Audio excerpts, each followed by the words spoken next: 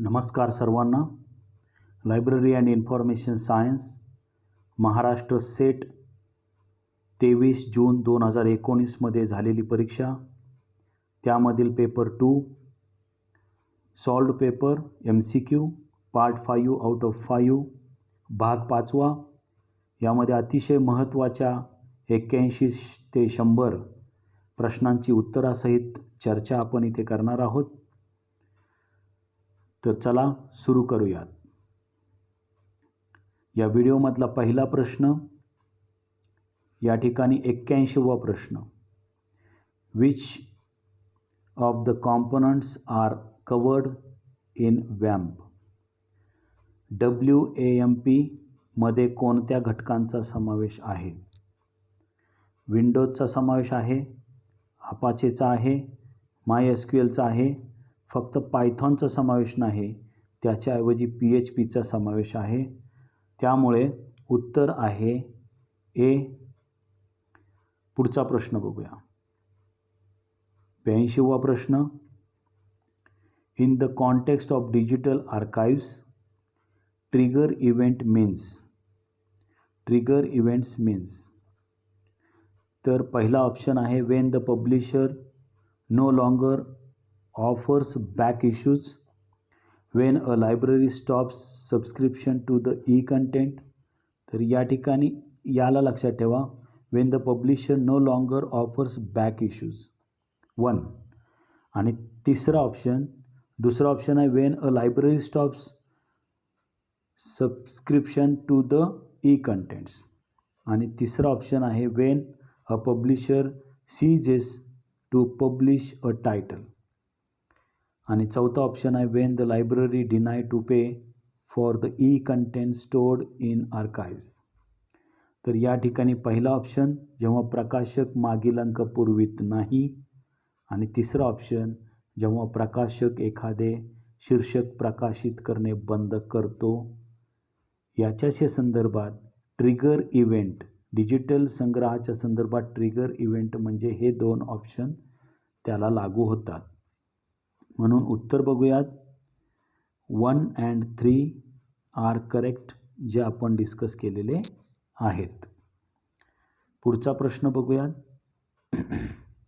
Match the following, जोड्या लावा.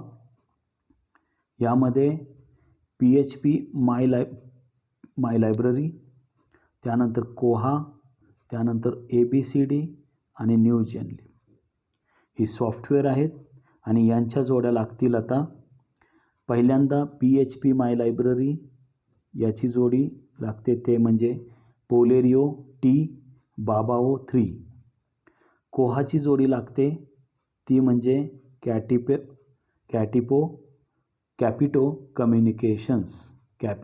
Communications. त्यानंतर ABCD याची जोडी लागते, ती म्हणजे ABCDची जोडी लागते, ती म्हणजे BIREME and Flemish inter university council बेल्जियमशी. आणि शेवटचा न्यू जेनलिव्ह याची जोडी लागते, ती वरस सोल्युशन्स प्रायव्हेट लिमिटेड याच्याशी. तर पुन्हा एकदा बघूया. PHP माय लायब्ररी याची जोडी लागते फोलेरिओ T बाबाओ 3. त्यानंतर कोहा बरोबर कॅपिटो कम्युनिकेशन. त्यानंतर ABCD याची जोडी लागते, ते शेवटचा पर्याय चौथा BIREME and Flemish inter university council बेल्जियमशी. आणि शेवटचा न्यू जेनलिव्ह याची जोडी लागते, ती म्हणजे वर्स सोल्युशन प्रायव्हेट लिमिटेडशी. या ठिकाणी उत्तर बघूयात. B इज द ॲन्सर, आणि आपण ते डिस्कस केलेलं आहे. पुढे जाऊया. 84वा प्रश्न.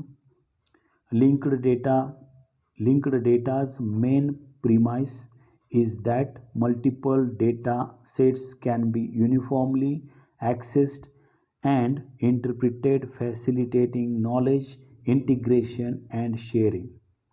लिंक्ड डेटाचा मुख्य आधार म्हणजे विविध डेटा सेट्सला एकसमान प्रवेश आणि अर्थनिर्वचन, ज्यामुळे ज्ञानाचे एकत्रीकरण आणि सामूहिक वापर शक्य होते. हे वाक्य बरोबर आहे. लिंक्ड डेटाशी संबंधित. Reason, the uniform interface enables answering more complex question by combining multiple linked data sets.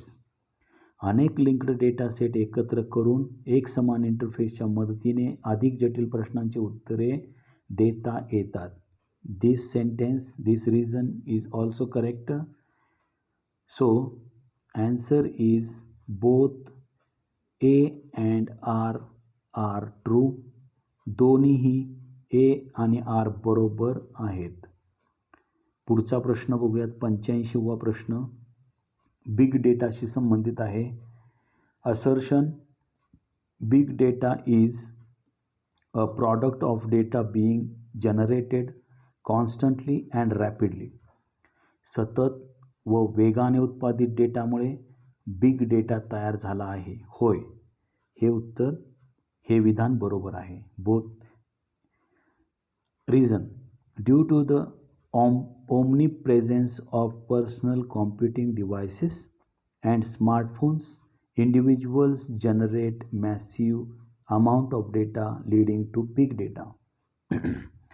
वैयक्तिक संगणक आणि स्मार्टफोनच्या सर्वोपयोगितेमुळे लोक प्रचंड प्रमाणावर डेटा निर्माण करतात, जेणेकरून बिग डेटा तयार होतो. हे देखील ट्रू आहे. Both A and R are true. दोन्हीही बरोबर आहेत. पुढचा प्रश्न 86वा. Arrange the library automation planning steps in a proper logical way. ग्रंथालय संगणकीकरणाच्या नियोजनातील टप्प्यांचा तर्कशुद्ध क्रम लावा. आता आपल्याला आपल्या लायब्ररीचं ऑटोमेशन करायचं असेल तर तर्कशुद्ध क्रमाने कसं प्लॅनिंग करायला पाहिजे हे आपण इथं बघणार आहोत. तर पहिल्यांदा आपल्याला काय करायला पाहिजे, describing existing library services and technology.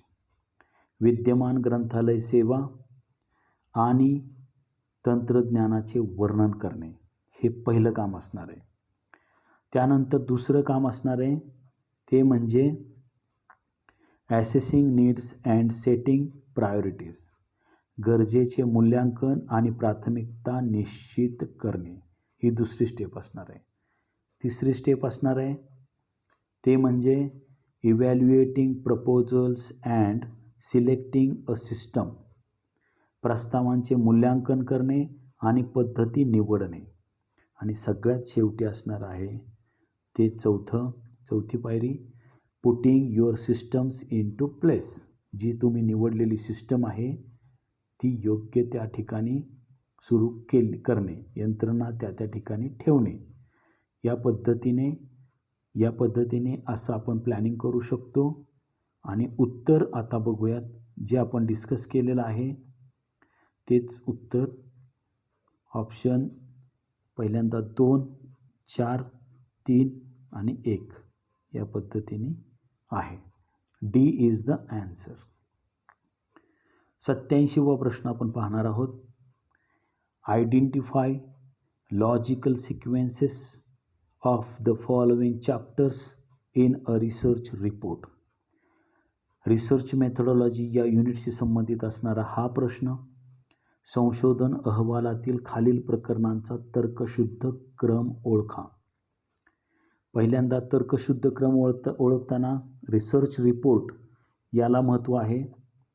Research रिपोर्टमध्ये पहिल्यांदा असते ती म्हणजे इंट्रोडक्शन, प्रस्तावना. त्यानंतर असतो क्रम तो म्हणजे लिटरेचर रिव्ह्यू, वाचन साहित्याचा आढावा. त्यानंतर 3 नंबरची step data analysis and interpretation, माहिती विश्लेषण आणि अर्थ निर्वचन. आणि सगळ्यात शेवटी असते ते म्हणजे फाइंडिंग्स अँड सजेशन्स. सगळ्यात शेवटी कोणते असते, निष्कर्ष आणि शिफारशी. या पद्धतीचा क्रम आहे. तर बघूयात उत्तर. आणि त्याच पद्धतीने उत्तर पण आहे 1, 3, 4, 2 म्हणजेच काय, पहिलं इंट्रोडक्शन, त्यानंतर लिटरेचर रिव्ह्यू, त्यानंतर डाटा ॲनालिसिस अँड इंटरप्रिटेशन आणि शेवटी findings and suggestions. So answer is C. पुढचा प्रश्न बघूयात. 88वा प्रश्न. Identify correct sequence of Stevens 4 levels of measurement scale. यामध्ये पहिल्यांदा नॉमिनल स्केलचा विचार करावा, त्यानंतर ऑर्डिनल, त्यानंतर इंटरवल, त्यानंतर रेशो स्केल. पहिल्यांदा नामांकन मापणी, त्यानंतर क्रमांकन मापणी, त्यानंतर वर्गांतर मापणी आणि शेवटी गुणोत्तर मापणी. या पद्धतीने असणार आहे. उत्तर बघूयात. पहिल्यांदा नॉमिनल स्केल 3 नंबर, त्यानंतर ऑर्डिनल, त्यानंतर इंटरवल आणि त्यानंतर ratio scale. So answer is D. पुढचा प्रश्न बघूयात. 80वा प्रश्न. मॅच द फॉलोइंग, जोड्या जुळवा. या ठिकाणी पहिल्यांदा आहे स्टॅटिस्टिकल बिब्लिओग्राफी, नंतर आहे लिब्रामेट्री, नंतर आहे बिब्लिओमेट्रिक्स आणि नंतर आहे सायंटोमेट्रिक्स. तर आपल्याला पहिल्यांदा स्टॅटिस्टिकल बिब्लिओग्राफी याचा विचार करायचा आहे. पहिल्यांदा येणार तो E.W. ह्यूम. त्यानंतर लिब्रामेट्री, याला जोडी लागते ती म्हणजे S.R. रंगनाथन.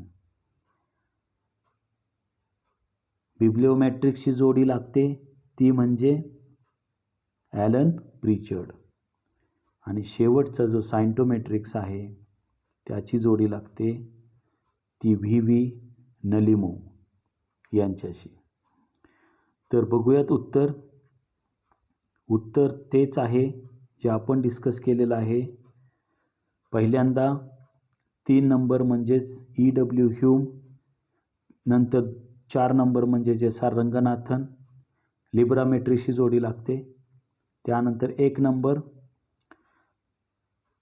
ते आहेत ॲलन प्रिचर्ड आणि सायंटोमेट्रिक्सची जोडी लागते ते आहेत V.V. नलिमो. अशा पद्धतीने डी हे उत्तर आहे. 90वा प्रश्न. Open ended questions. ह्याच्या अगोदरचा जो प्रश्न होता तो होता 89वा प्रश्न आणि आत्ता पाहणार आहोत तो म्हणजे 90वा प्रश्न. मी चुकून 80 म्हटलं होतं तिथे. ओपन एंडेड क्वेश्चन्स, मुक्त प्रश्न. आता आपल्याला माहिती आहे मुक्त प्रश्न आणि बद्ध प्रश्न किंवा ओपन एंडेड क्वेश्चन्स आणि क्लोज एंडेड क्वेश्चन्स असे प्रश्नांचे 2 प्रकार पडतात. या ठिकाणी 4 ऑप्शन दिलेले आहेत ओपन एंडेड क्वेश्चन्सच्या संबंधित. त्यापैकी एक ऑप्शन हा चुकीचा आहे. त्यामुळं पहिल्यांदा चुकीचा ऑप्शन बघूयात. तिसरा, provide data based on the pre defined options. Pre defined options हा शब्द इथं महत्त्वाचा आहे. Provided by the researcher. म्हणजेच इथं काय आहे, तिसरा, संशोधकाने पूर्वनिर्धारित केलेल्या आधारे माहिती पुरवितात. तर ओपन एंडेड क्वेश्चनमध्ये प्री डिफाईंड ऑप्शन्स नसतात, हे लक्षात घ्यायचं आहे. मग असतात काय, मोस्टली प्रोव्हाइडेड क्वालिटेटिव्ह डेटा, बहुतांश करून गुणात्मक माहिती पुरवितात. त्यानंतर provide data in respondents own words.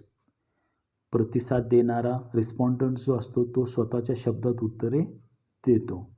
उत्तरदात्यांच्या स्वतःच्या शब्दात माहिती पुरवितात. त्यानंतर शेवटचा जो आहे, जनरली गेट लेस रिस्पॉन्स. सामान्यपणे कमी प्रतिसाद मिळतो.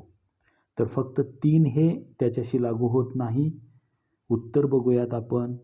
आणि उत्तर आहे 1, 2, 4 बरोबर आहेत. 1, 2, 4 are correct. So answer is D. Next question. 91वा प्रश्न. आणि यामध्ये dash and dash are the procedures for selecting samples through simple random method. टिंबटिंब आणि टिंबटिंब ह्या साध्या यादृच्छिक पद्धतीने नमुना निवड करण्याच्या प्रक्रिया आहेत. आता पहिला ऑप्शन येणार नाही, कारण आता यामध्ये बघा उत्तरामध्ये 2 करेक्ट आहेत, त्यामुळे यातले 2 ऑप्शन नसणार आहेत. त्यामध्ये जेव्हा आपण याचा विचार करतो तो येणार नाही.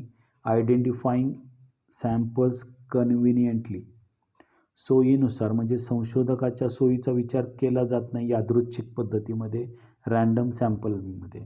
म्हणून ऑप्शन 1 जो आहे तो चुकीचा आहे, तो लागू होत नाही. आणि नंतर numbering all the elements of, दुसरा जो आहे तो listing of participants category wise and choosing samples from each category. आता ह्याच्यामध्ये choosing samples from each category म्हटलं आहे, पण ते रँडमली म्हटलं आहे का? नाही म्हटलेलं. त्यामुळं हा देखील ऑप्शन होणार नाही. सहभागी घटकांची वर्गवार यादी करणे व प्रत्येक वर्गामधून नमुना निवडणे. कसा निवडणे हे सांगितलेलं नाही. तिसरा option numbering all the elements of the population and then selecting sampling using table of random numbers. हा रँडम नंबर्स जो आहे त्या शब्दाला महत्त्व आहे. लक्ष्य गटातील घटकांची यादी करून नंतर रँडम क्रमांक असलेला तक्ता वापरून नमुना निवड करणे. रँडम क्रमांक असलेला तक्ता वापरायचा आहे, म्हणून 3 हा ऑप्शन बरोबर आहे. Selecting samples by lottery system. Lottery method itself is a random sampling. It is the best example of simple random method. Lottery पद्धतीने नमुना निवड करणे हे देखील याला लागू होते. म्हणून उत्तर बघूया, 3 आणि 4 हे बरोबर आहेत. म्हणून डी हे उत्तर आहे. D option is the correct option. 3 and 4 are correct. पुढचा प्रश्न बघूयात. 92वा प्रश्न. हा देखील प्रश्न रिसर्च मेथोडॉलॉजी या टॉपिकशी संबंधित आहे. असर्शन बघा. The diary technique enables to collect data about daily activities and experience of the respondents recorded by himself. प्रतिसादकाच्या दैनंदिन कृतींची आणि अनुभवांची त्याच्या स्वतःच्या शब्दात त्याने स्वतःच नोंदवलेली माहिती संकलित करणे डायरी तंत्रामुळे शक्य होते. होते का शक्य? होते. म्हणून ए इज ट्रू. बरोबर. म्हणून हे वाक्य काय आहे? बरोबर आहे. पहिलं वाक्य काय आहे? बरोबर आहे, कारण स्वतःची माहिती स्वतःच तो नोंदवीत असतो. रिझन काय बघा. The diary technique is the most used technique in Delphi research. Delphi संशोधनामध्ये डायरी हे तंत्र सर्वाधिक वापरले जाते.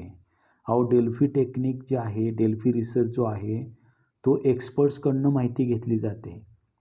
म्हणजे दुसऱ्या अन्य व्यक्तीकडून माहिती घेतली, जे एक्सपर्ट्स असतात. त्याला पॅनल तंत्र असं देखील म्हणतात. म्हणून हे वाक्य मात्र चूक आहे. म्हणून उत्तर बघूयात आपण. तर सी हे उत्तर आहे. C is the answer. A is true but R is false. A बरोबर आहे, परंतु आर चूक आहे आणि सी उत्तर आहे. पुढचा प्रश्न बघूया. 93वा प्रश्न. हा देखील प्रश्न रिसर्च मेथोडॉलॉजी या घटकाशी संबंधित आहे. तर assertion techniques based on citation counting are not suitable for assessing performance of a researcher. आता रिसर्चर जेव्हा रिसर्च करतो त्याच्यानंतर त्याचं जे रिसर्च वर्क असतं ते पब्लिश करतो आणि त्याला सायटेशन मिळत असतात. म्हणजे संदर्भ बनवून लोक त्याचं आर्टिकल वापरत असतात. हे विधान आहे. मराठीमध्ये विधान. संशोधकाच्या कामगिरीचे मूल्यमापन करण्यासाठी उल्लेख मोजणी आधारित तंत्रे सुयोग्य नाहीत. नाहीत या शब्दाला लक्षात घ्यायचं आहे. नॉट म्हटलेलं आहे. नॉट. ठीक आहे. आता दुसरं मी उत्तर सांगण्याच्या आधी रिझन वाचूया. Assessment based on the citation counting is not approved by the UGC. उल्लेख मोजणी आधारित मूल्यमापनाला UGCचा मान्यता नाही असं म्हणतो तो. इथं लक्षात घ्या. त्यामुळे उत्तराकडे जाऊयात आपण. Both A and R are false. म्हणजेच काय हो, की दोन्ही उत्तर बरोबर म्हणजे चूक आहेत, बरोबर. Both A and R false because citation analysis is important आणि UGCनी देखील त्याला मान्यता दिलेली आहे. त्यामुळं both are false. B is the answer. Both are false. दोन्ही ए आणि आर चूक आहेत. पुढचा प्रश्न बघूयात. 94वा प्रश्न. हा देखील प्रश्न रिसर्च मेथडॉलॉजीशी संबंधित आहे. Impact factor is a measure of assessment of, आणि उत्तर सोपं आहे, अ जर्नल. कारण बऱ्याच वेळा जर्नल इम्पॅक्ट फॅक्टर हा शब्दप्रयोग देखील वापरला जातो. त्यामुळे याचं उत्तर अ जर्नल आहे. इम्पॅक्ट फॅक्टर हा टिंबटिंब मूल्यमापनाचे माप आहे आणि उत्तर आहे नियतकालिकाच्या. ए हे उत्तर आहे. पुढचा प्रश्न 95वा प्रश्न आहे आणि इथं प्रश्न काय म्हणतो बघा. The current producer of web of science is, आणि उत्तर आहे क्लॅरिवेट ॲनालिटिक्स. हे सध्या वेब ऑफ सायन्स काय करतात, प्रोड्यूस करतात. टिंबटिंब हा वेब ऑफ सायन्सचा सध्याचा निर्माता आहे आणि क्लॅरिवेट ॲनालिटिक्स हेच उत्तर आहे. हे लक्षात ठेवावे. 96वा प्रश्न. हा प्रश्न देखील रिसर्च मेथडॉलॉजीशी संबंधित आहे. In dash sampling method researcher requests respondents to help identify other potential respondents. टिंबटिंब नमुना निवड पद्धतीत संशोधक उत्तरदात्यांना इतर संभाव्य उत्तरदाते शोधण्यासाठी मदत करण्याची विनंती करतो. आणि याचं उत्तर आहे स्नोबॉल सॅम्पलिंग. यामध्ये जेव्हा एखादी क्रिमिनल घटना घडते त्यावेळेस स्नोबॉल सॅम्पलिंग हे मोठ्या प्रमाणात शोध घेण्यासाठी वापरला जातो.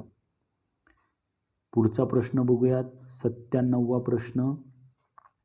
क्रॅनफिल्ड स्टडीज आर असोसिएटेड विथ.